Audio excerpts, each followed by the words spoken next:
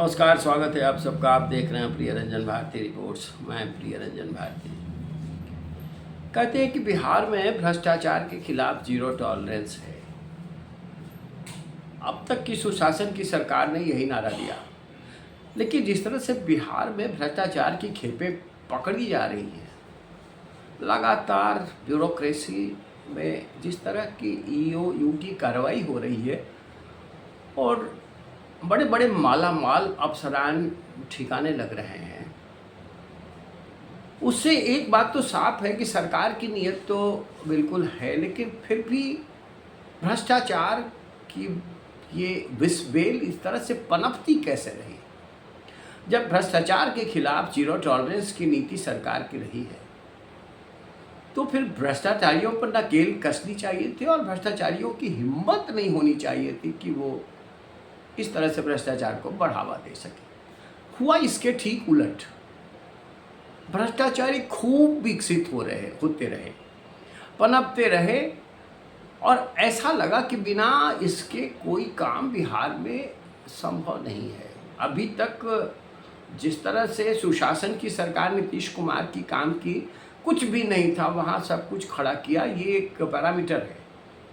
लेकिन इसके बावजूद ये एनडीए वाले ही कहते हैं, जो लोग सत्ता में हैं वे लोग ही कहते हैं कि बिहार में बिना सुविधा शुल्क दिए एक जन्म प्रमाण पत्र भी नहीं बनता, यानी कोई काम नहीं होता।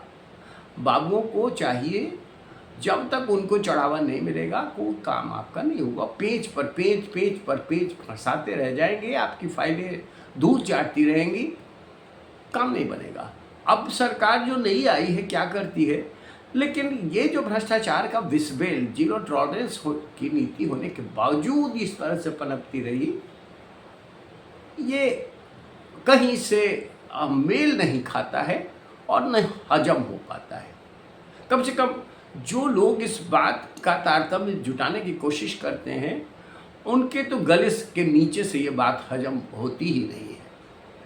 अब आप सोचेंगे कि ऐसा क्या है। अभी आपका कुछ एक दिनों के भीतर जो ईओयू की कार्रवाई हुई है, जितने अफसरान पकड़े गए हैं, उनके ठिकानों से जिस तरह से नोटों की गड्डियाँ और बड़े बड़े दस्तावेज और भूखंड और फ्लैट्स और कहाँ कहाँ क्या क्या मिला, ऐश्वर्य के तमाम साधन मिले, वो तो इस बात की गवाही देते ही है।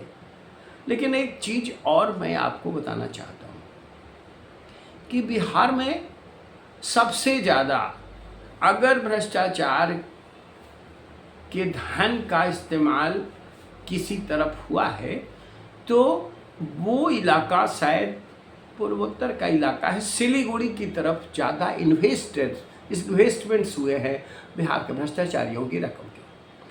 अब आप कहेंगे कैसे।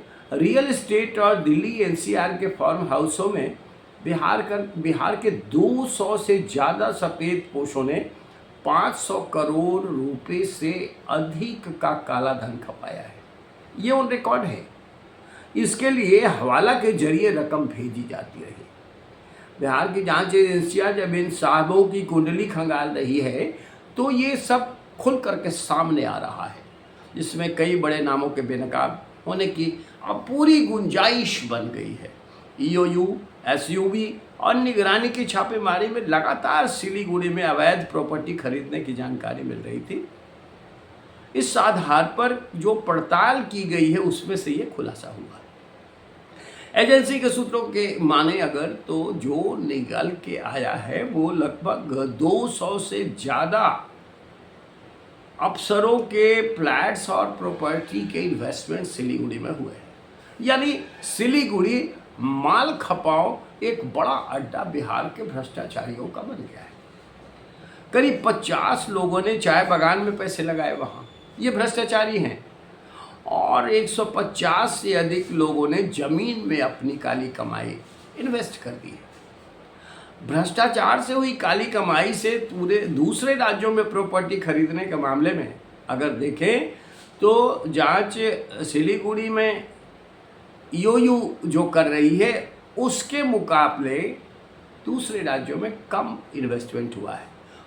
और भ्रष्टाचार करने वाले लोगों का एक बड़ा पैटर्न यह है कि ये खुद की जगह प्रेमिका, अपनी पत्नी, बेटे और रिश्तेदारों के नाम से प्रॉपर्टी खरीद लेते हैं ताकि उनकी वो अछूते रहें, पकड़ से बाहर रहें, उनकी गर्दन कसे नहीं मौका आने पर।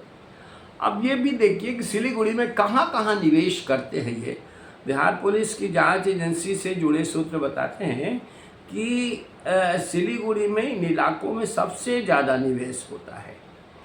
माटीगाड़ा में, बागडोगरा में, सेवक से, खापरैल मोड़ और सालबारी, फुलबाड़ी और ईस्टर्न बाईपास वाला इलाका, यहाँ ज़्यादा इन्वेस्टमेंट हुए।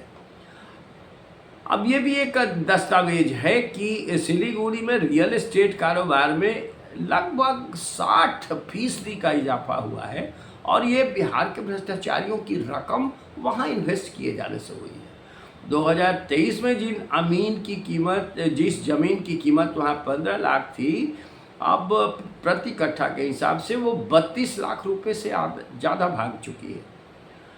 अब ये एक रिकॉर्ड है और ये रिकॉर्ड जिस तरह की छापेमारी हो रही है ईओ की और उसमें दस्तावेज मिल रहे हैं, उनके ठिकाने भी मिल रहे हैं उधर, ये तालमेल फील सटीक बैठता है और ये कहने में कोई गुरेज नहीं रह जाता है कि भ्रष्टाचारियों की माल खपाई का अड्डा सिलीगुड़ी सबसे मुफीद बन गया है। अब ये सवाल उठता है कि राज्य के बाहर काली कमाई लगा रहे नेता अफसर तो क्यों ऐसा कर रहे हैं? अब ये इसलिए कर रहे हैं कि ये बिहार में अगर लगाते हैं तो ये फंस जाएंगे, बिहार से बाहर लगाएंगे, नज़दीक के इलाके में लगाएंगे तो उनकी पकड़ भी बनी रहेगी और बिहार के बाहर लगाने से पता भी नहीं चलेगा। तो ये सबसे ज़्यादा मुफीद इलाका, सबसे अनुकूल इलाका सिलीगुड़ी है। अवैध संपत्ति वहाँ छिपाना इनके लिए आसान हो जाता है और सिलीगुड़ी में पैसे लगाने के पीछे खास वजह ये भी है कि बिहार से खासकर राज्य के सीमांचल के इलाके से करीब है। राज्य बदल जाने से बिहार पुलिस के लिए यहाँ आकर छानबीन करना थोड़ा कठिन हो जाता है और बिहार पुलिस को अगर सिलीगुड़ी में कोई कार्रवाई करनी हो तो उससे पहले पश्चिम बंगाल पुलिस से इजाज़त लेनी होगी। उसकी पड़ताल के लिए वहाँ उनका साथ चाहिए होगा और बिहार से करीब होने के चलते लोग 1 या 2 दिन की छुट्टी मिलने पर भी सिलीगुड़ी आसानी से धमक लेंगे, अपना काम करके लौट आएंगे। अब जिन लोगों ने यहाँ घर, फार्म हाउस या होटल बना रखा है, उन्हें वीकेंड की छुट्टी के लिए होटल या रिसोर्ट बुक नहीं कराना पड़ता, वो आसानी से जाते और चले जाते हैं और सिलीगुड़ी के प्रॉपर्टी मार्केट में निवेश से रिटर्न भी ज़्यादा मिलता है। दार्जिलिंग समेत पूर्वोत्तर के कई पर्यटन स्थलों पर जाने और वहाँ रुकने का आनंद भी लोग इसी बहाने से उठा लेते हैं। सिलीगुड़ी की ज़्यादा चर्चा नहीं होती, जिसके चलते यहाँ लगाए गए पैसे के छिपे रहने की उम्मीद भी पक्की बनी रहती है। अब सीमांचल के इलाकों में नौकरी करने वाले ज़्यादा पैसा लगा रहे हैं। कुछ एक अफसरान इस तरह से पकड़े गए जो एक अनुमान के मुताबिक बीते 3 साल में सिलीगुड़ी और उसके आसपास के इलाकों में करीब 4500 से 5000 करोड़ रुपए के रियल एस्टेट का कारोबार हुआ है।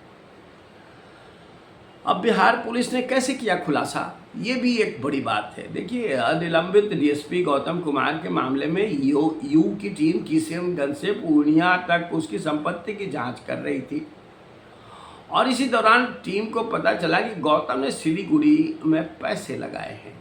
इसके बाद पड़ताल आगे बढ़ी तो उनके शागिर्द और किशनगंज के ही टाउन थाना के पूर्व थानेदार वह सस्पेंडेड इंस्पेक्टर अभिषेक रंजन की काली कमाई करने और उसे निवेश करने का मामला सामने आया। इन दोनों ने सिलीगुड़ी में काली कमाई के करोड़ों रुपए इन्वेस्ट कर रखे थे। इसके बाद जांच एजेंसी ने तय किया कि सिलीगुड़ी में कितने भ्रष्ट अधिकारियों के पैसे लगाए हैं, पता लगाया जाए। अब ये पता लगाने का सिलसिला शुरू हुआ है।